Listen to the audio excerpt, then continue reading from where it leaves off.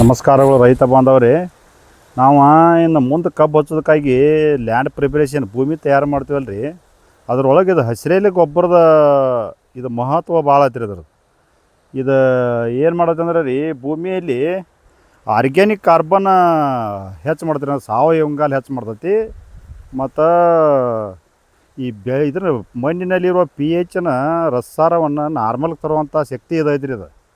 ಅದಕ್ಕೆ ಇದನ್ನು ಹಾಕೋದ್ರಿಂದ ನಮ್ಮ ಸಾಯಿಲ್ ಫರ್ಟಿಲಿಟಿ ಆಕೈತೆ ರೀ.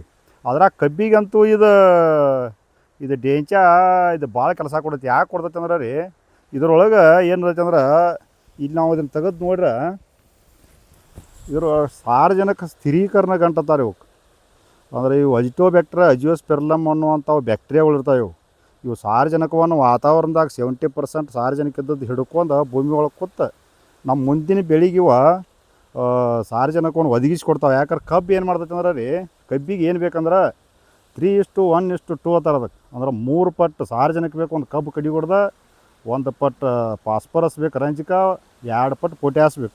3 ಪಟ್ಟಿನ ಸಾರ್ವಜನಿಕ ಬೇಕಾಗಿರತ್ತಲ್ಲ ರೀ, ಅದ್ರಾಗ 1 ಪಟ್ಟು ಇದ್ರಾಗ ಸಿಕ್ಬಿಡ್ತೈತಿ. ಇದ್ರಾಗ ಸಿಗೋದ್ರಿಂದ ಮತ್ತು ರಸಾರವನ್ನು ಈಗ ವಿಶೇಷ ಏನಕ್ಕೆ 8-8.5 pH ಹೈ ಇರ್ತಾವೆ.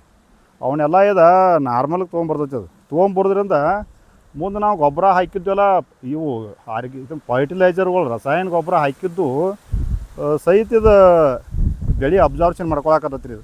ಇದನ್ನು ಮಾಡೋದ್ರಿಂದ ಮತ್ತು ನಾವು ಇದನ್ನು ಹಾಕಲಾರ್ದ ನಾವು ಹಂಗೆ ಕಬ್ಬು ಹಚ್ಚಿರಿ ಏನಾಕತ್ತಿ ರೀ, pH ಹೈ ಇರ್ತೈತಿ. ನೀವು ಯಾವುದೇ ಮಾರ್ಕೆಟ್ದಾಗ ಗೊಬ್ಬರ ತಂದು ಹೋದ್ರು ಅದು ಬೆಳೆ ಒಟ್ಟು ತೊಗೊಳಂಗಿಲ್ಲ, ಅದು ರಸಾಯನ ಗೊಬ್ಬರ. ಅದಕ್ಕಾಗಿ ರೌದಿ ಆಯ್ತು, ಇದು ರೌದಿ ಮುರಿಬೇಕು. ಈಗ ನಾ ಈ ಪ್ಲಾಟ್ನಾಗ ಒಂದು ಪೂಟ್ ರೌದಿ ಇತ್ತು ರೀ, ಇದು ಕಬ್ಬಿಂದು. ಆ ರೌದಿ ಎಲ್ಲನ ಜನವರಿಯಾಗ ಹೋದ ಕೂಡಲೇ ಅದನ್ನೆಲ್ಲ ಪುಡಿ ಮಾಡಿ ನೆಲದೊಳಗೆ ರೌದಿ ಎಲ್ಲ ಅದನ್ನು ಪುಡಿ ಮಾಡಿ ಈಗ ನೆಲದೊಳಗೆ ಎಲ್ಲ ಅದು ಇದಾಗಿ ಹೋಗೈತಿ ರೀ ಕೊಳತೆ. ಮತ್ತು ಈಗ ಜೂನ್ದಾಗ ಬಂದು ಇದನ್ನು ಹಾಕ್ಯಾನಿ, ಅದಕ್ಕೆ ಡೆಂಚೆ ಹಾಕ್ಯಾನಿ. ಇದನ್ನೂ ಒಂದು ಅದ್ರಾಗ ಮಗ್ಗು ಹೊಡಿದ್ರಿಂದ ಸಾವಯವ ಇಂಗಾಲ ಹೆಚ್ಚಾಕೋತ ಹೋಗಿಬಿಡ್ತೈತಿ ರೀ.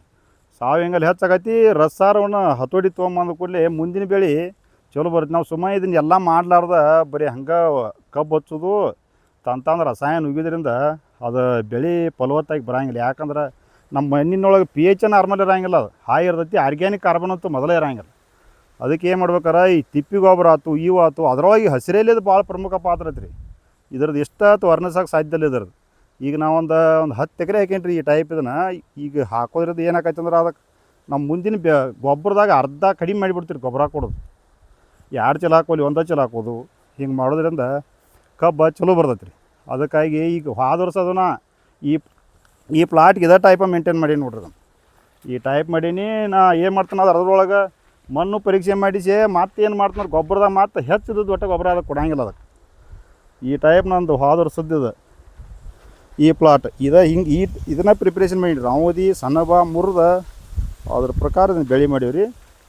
ಹಿಂಗೆ ಮಾಡೋದ್ರಿಂದ ಇದಾಕೈತಿ ರೀ. ನಾವು ಹಂಗೆ ಬರೀ ಏನೂ ಮಾಡಲಾರ್ದ ಆರ್ಗ್ಯಾನಿಕ್ ಕಾರ್ಬನ್ ಇರಲಾರ್ದಕ್ಕೆ ಬೆಳೆ ಮಾಡಿದ್ರೆ ಯಾವುದೂ ಬೆಳೆ ಒಟ್ಟು ಬರೋಂಗಿಲ್ಲ. ಇಟ್ಟೇಳಿ ನಾನು ಮಾತು